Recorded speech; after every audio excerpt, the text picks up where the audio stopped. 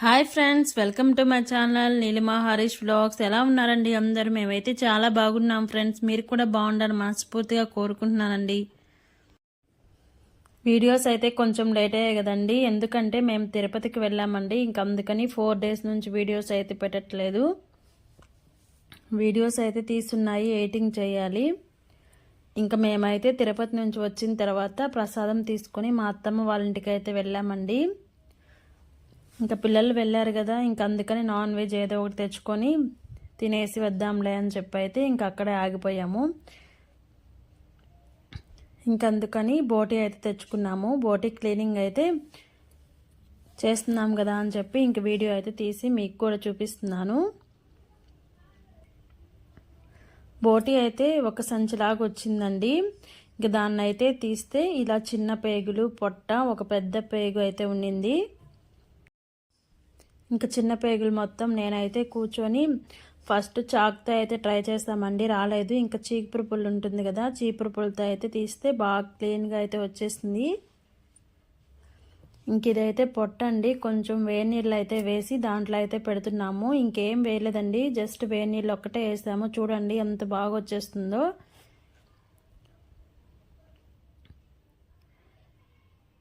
ఇక్కడ మా మామయ్య అయితే క్లీన్ చేస్తున్నాడు. వేనీళ్ళు వేసి ఒక 4-5 minutes అలా ఉంచేస్తే చాలండి, ఎంత బాగా అయితే వచ్చేస్తుంది. మనం చేతితో తీసినా కూడా ఊడిపోతుంది. చాలామంది సున్నం కూడా పూస్తారు, సున్నం, నిమ్మకాయ అలాంటివన్నీ. అలాంటివి ఏమీ లేకుండా జస్ట్ వేనీళ్ళలో వేస్తేనే అంత నీట్గా అయితే వచ్చేసింది.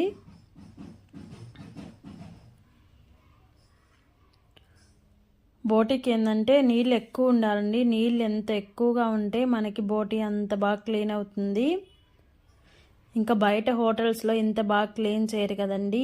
బోటీ కర్రీ అనేది హోటల్స్లో కంటే మనం ఇంట్లో నీట్గా చేసుకొని తింటే బెటర్ అనమాట. హోటల్స్లో ఏంటంటే ఇంత నీట్గా అయితే చేయరు, ఏదో కొంచెం అలా చేసి అయితే వండి పెట్టేస్తారు. ఇది చాలా టైం టేకింగ్ ప్రాసెస్ అండి. మాకైతే 2-3 గంటలు పట్టింది. అన్నీ నిదానంగా కూర్చొని చేసుకొని మొత్తం కడిగి మళ్ళీ అన్నీ చిన్న చిన్న ముక్కలుగా అయితే కట్ చేసుకోవడానికి.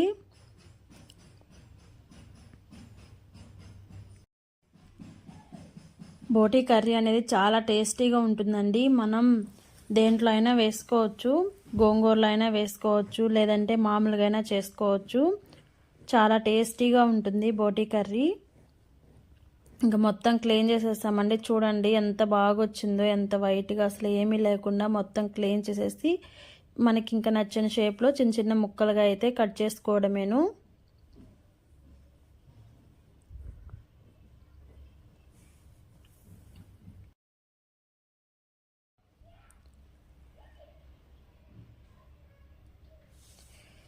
దీంట్లో అయితే కొవ్వు కూడా వచ్చిందండి. కొవ్వును కూడా మనం చిన్న చిన్న ముక్కలుగా అయితే కట్ చేసుకొని మొత్తం ఒక 3-4 times వాటర్లో వేసుకొని అయితే బాగా ఉప్పు వేసి కడుక్కోవాలి. కొంచెం ఉప్పు, కొంచెం వెనిగర్ అయితే వేసి కడుక్కుంటే మనకి నీచు వాసన అనేది రాకుండా ఉంటుంది.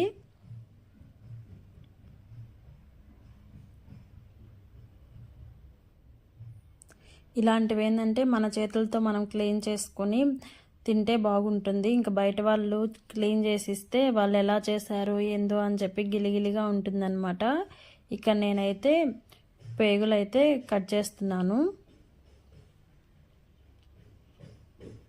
ఇవన్నీ చిన్న పేగులు అన్నమాట.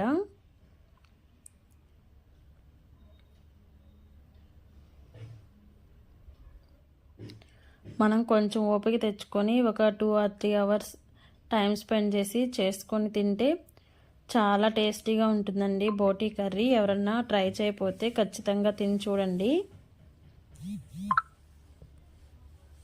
నాకైతే నా ఫేవరెట్ కర్రీ అన్నమాట.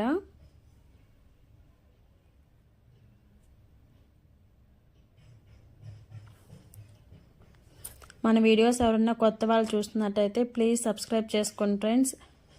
పక్కన ఉన్న బెల్ ఐకాన్ని క్లిక్ చేయండి. అప్పుడు నేను పెట్టే ప్రతి వీడియో మీకు నోటిఫికేషన్ రూపంలో వస్తుంది.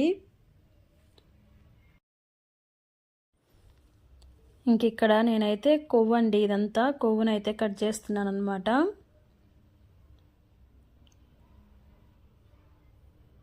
ఇదంతా పెద్ద పేగుకి అతుక్కొని ఉంటుంది. మనం చేతితో నిదానంగా మొత్తం పేగును వేరు చేసేస్తే ఈ కొవ్వు వరకు ఒక పక్కకైతే వచ్చేస్తుంది.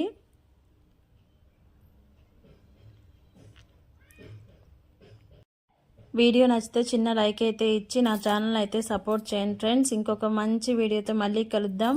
అంతవరకు బాయ్ బాయ్.